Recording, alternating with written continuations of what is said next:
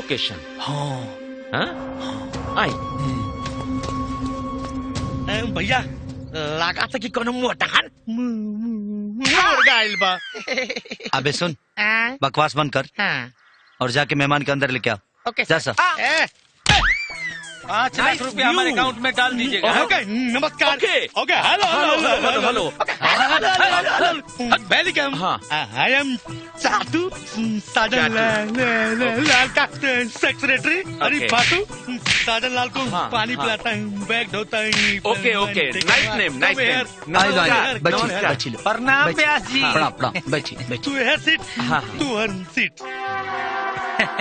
अजी हम प्रोड्यूसर दमदम तिवारी। जी जी जी। और हम डायरेक्टर बम बम बिहारी। फाटू जब मेहमान लोग खाती चाय नाश्ता लेके आओ। Good name फाटू। तो रवो सबके फिल्म बनावे के बा भविष्य में तब बनावन जाई। तो एल्बम बनावे के होई। हाँ, फिल्म के पहले तो एल्बम बनावे के ही पड़ी। अरे महाराज रोलिंग के करे के का बा? अब प्रोग्राम करे के बा। हाँ अच्छा, प्रोग्राम।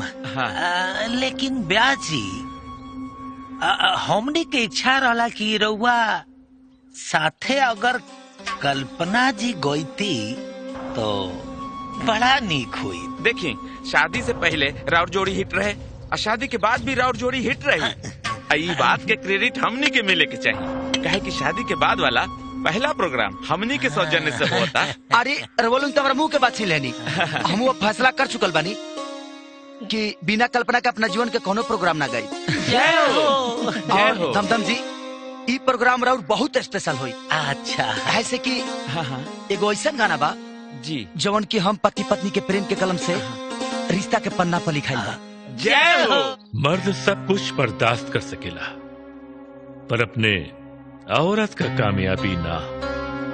सिर्फ हमरे बेटी के साथ गाय का फैसला करके तो हर बेटा पहला गलती कर चुकल है। अब जल्दी ओकरे हौसला का हारमोनिया बज जाए।